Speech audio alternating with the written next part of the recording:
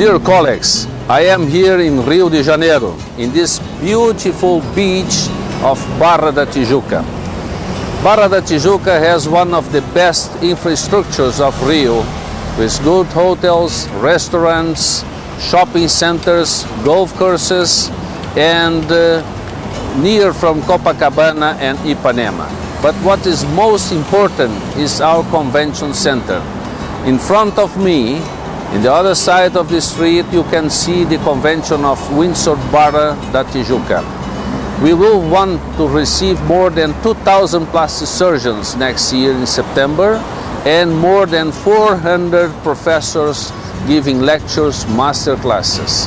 It's an outstanding scientific program organized by Jorge Herrera and Nazim Cerques.